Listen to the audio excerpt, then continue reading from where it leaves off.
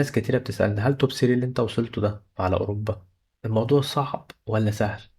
أنا بشوفه عندك وأنا بتفرج عليك بشوفه سهل، بس في الحقيقة هو صعب. هو بيسألني كده لما بتفرج عليك بحس إن الأجيال سهلة وإيه ده توب ده مش عارف إيه وبتاع. هو مش فكرة ده جيم توب أو لأ أو الناس اللي قدامك عاملة إزاي، فكرة الضغط بتاعت الجيم، فكرة إن أنت الجيم كله الوين الوين بتاخد فيها 4 بوينت 3 بوينت في نص ساعة. لو الجيم ما خدتوش وين انت كده هتخسر، هتقل في النقط. لو انت عندك حماية، الحماية هتروح بتاعتك. فكرة ان انت يكون عندك سكوادين 3 ستريم سنايب عليك، فكرة انت ضغط اللايف لوحده دي لوحدها ضغط كبير. انت مش هتحس بالحاجة اللي انا بقولها لك عشان انت مش مكان الشخص اللي بيرانك. لو انت هترانك اوفلاين مع نفسك مش هتحس غير بضغط الجيم بس.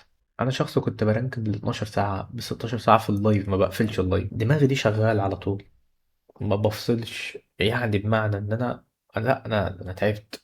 ناس كتيرة بتتفرج، هي فعلا انت من وجهك انت واحد متفرج شايف ان الجيم سهل بالنسبة لك، بس فكرة انت لايف وفي ضغط، في ضغط في اللايف عليك، ضغط من ناحية كاستينو سنايب، ضغط ان انت ممكن تبقى سولو في الجيم وعايز تكسب الجيم ومش عارف تكسب الجيم.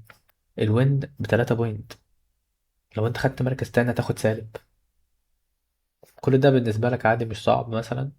لا الموضوع صعب، اصعب من كده طبعا. بلعب بقالي 30 40 يوم، خدت بان مرتين، كل ده وعندي طاقة إن أنا أكمل. يعني دي مش عارف أقول لكم دي حاجة، الحمد لله.